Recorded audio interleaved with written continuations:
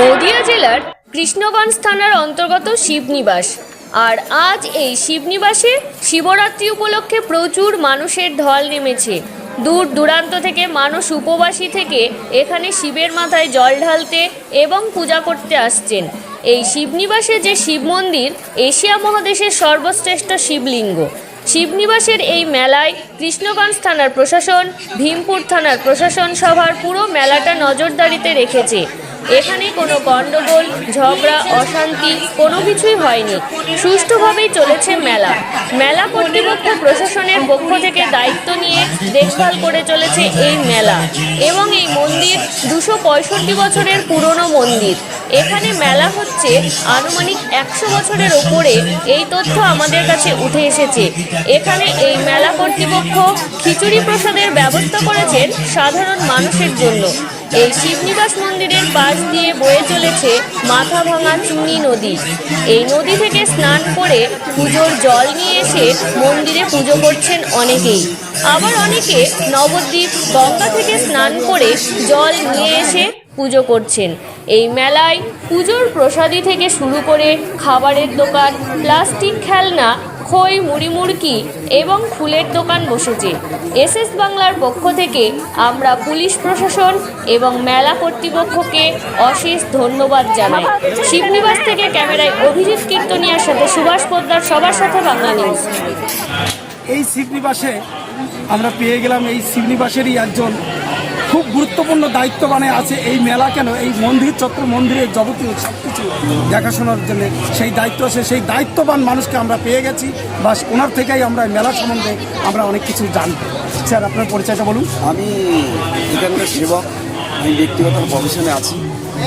আমি সেবা দেওয়ার চেষ্টা করি মন্দিরকে। বংশ পরম্পরা এটা চলে আসছে আমাদের 135 বছর। তো ঘটনা হচ্ছে আমাদের এই মন্দিরটার বয়স 265 বছর, আর মেলা হচ্ছে 100 বছর প্লাস। তো ঘটনা হচ্ছে প্রতিবারই পুণ্যার্থীদের সমাগম ঘটে।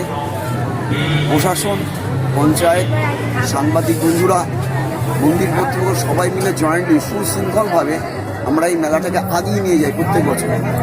আপনাদের যে রেকর্ড দেখেন, আজ অব্দি কোনো রকম ঈশ্বরের আশীর্বাদে কোনো দুর্ঘটনা বা অঘটন কিন্তু ঘটেনি।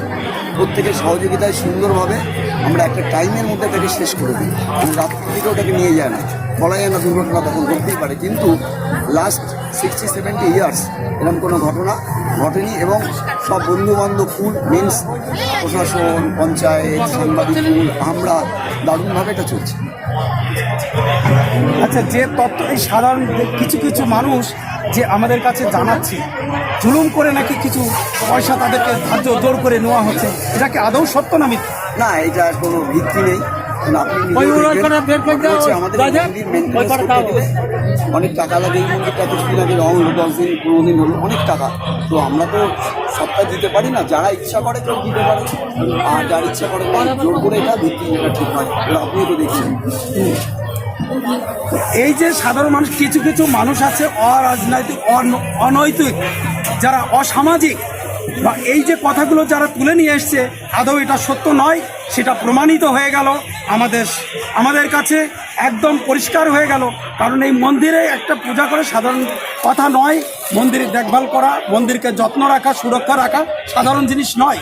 কিন্তু তথাপিও সাধারণ কিছু কিছু মানুষ আছে সেটাকে, এই জায়গাকে অশৃঙ্খলা সৃষ্টি করার জন্যই সেই সব কথাগুলো তুলে ধরেছে।